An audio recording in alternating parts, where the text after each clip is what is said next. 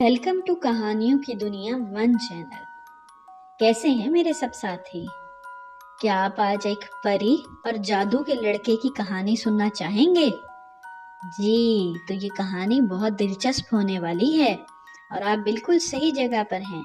तो चले आए कहानी शुरू करते हैं। परी और जादू का लड़का। ये बहुत दिलचस्प कहानी है, लेकिन हाँ, नए लिसनर्स हमें सब्सक्राइब करना मत भूलें, क्योंकि स्टोरी बहुत दिलचस्प है। तो लाइक भी करें और अपनी क्लास और स्कूल का नाम भी हमें बताएं कि आप किस किस क्लास में पढ़ते हैं। चलिए कहानी शुरू करते हैं। एक आदमी लकड़ी का काम करता था और लकड़ी पर मुख्तलिफ तरह की नक्काशी और काम रंग और रोगन किया करता था। एक दिन वो दरख्त की एक शाख से पुतला बना रहा था। वो पुतला बनाते हुए उससे बातें करने लगा और बोला, ए पुतले, जब तुम मुकम्मल हो जाओगे तो मैं तुम्हें अपना बेटा बना लूंगा और तुम्हारा नाम पिंकू रखूंगा। वो घंटों तक मुसलसल काम करता रहा और बहुत एहतियात से पुतले का एक एक नक्श बनाता रहा, एक एक चीज बनाता रहा। जब उसने पुतले का मुंह बनाना शुरू किया तो पुतला उसे मुंह चढ़ाने लगा। बाबू ने पुतले को डांटा और बोला, अरे शरारती पुतले, तुम क्या कर रहे हो? आराम से बैठे रहो। ये सुनकर पिंकू चिल्लाया, नहीं, मैं आराम से नहीं बैठूंगा। बाबू ने जब पुतले को बोलते देखा तो हैरत से कहा, ओह, क्या तुम बोल सकते हो? पुतला बोला, बिल्कुल, मैं यकीनन बोल सकता हूँ। तुमने ही तो बोलने के लिए मेरा मुंह बनाया है। पिंकू मेज पर खड़ा हो गया और नाचने लगा। बाबू ने पिंकू को झिड़का और बोला, पिंकू, ये नाचने का वक्त नहीं है, आराम से नीचे बैठ जाओ। फिर बाबू ने पिंकू को बताया, कल से तुम स्कूल जाया करोगे और पढ़ा करोगे। अगले दिन बाबू ने पिंकू को स्कूल में दाखिल करवा दिया।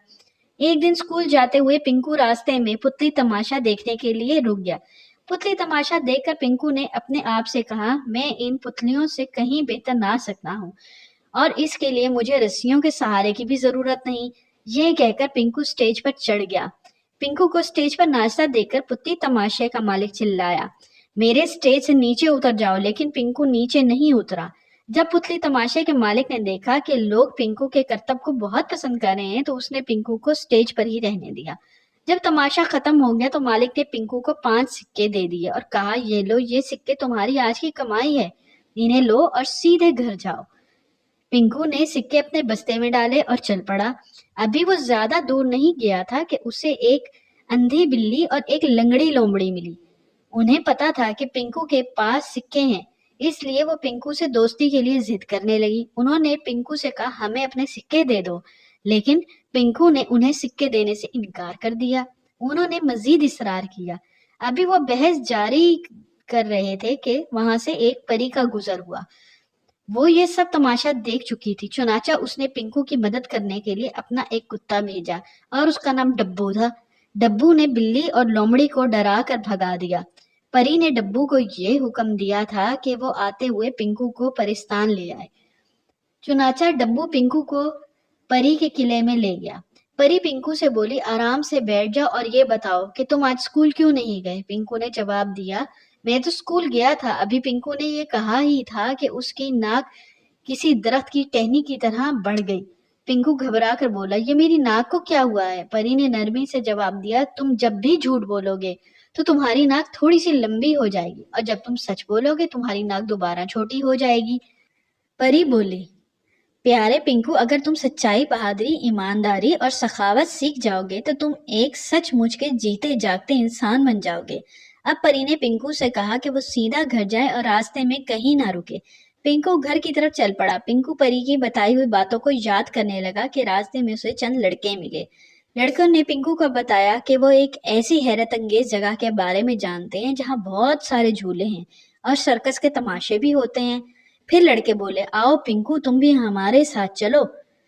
लड़कों को ये बात मालूम नहीं थी कि अगर वो गंदे बच्चों के साथ झूठ बोलेंगे और उल्टे सीधे काम करेंगे तो वो सर्कस में तमाशा करने वाले गधे बन जाएंगे।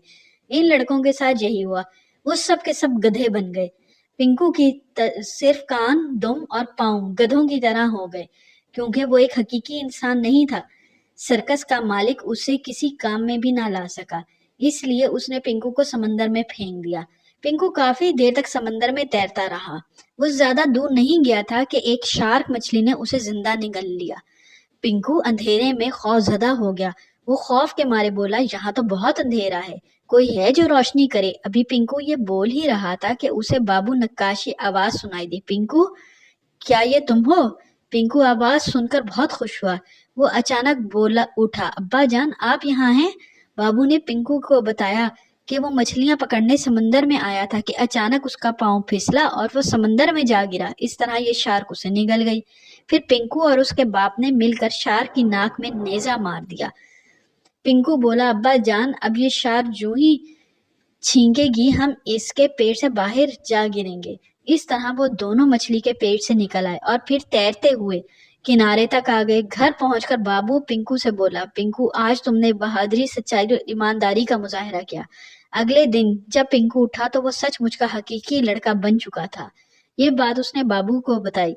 बाबू ने खुशी से पिंकू को गले लगा लिया और बोला, तुम मेरे बेटे हो और तुमसे मैं बहुत मोहब्बत करता हूँ। और यूं पिंकू ने हमेशा सच बोला और बहादुरी का मुजाहरा किया। वाह, मज़ा आ गया ये कहानी सुन के। तो अब मिलते हैं आपसे अगली कहानी में। और हाँ, जाने से पहले बेल का बटन ज़रूर दबाएं। अल्लाह हाफिज़।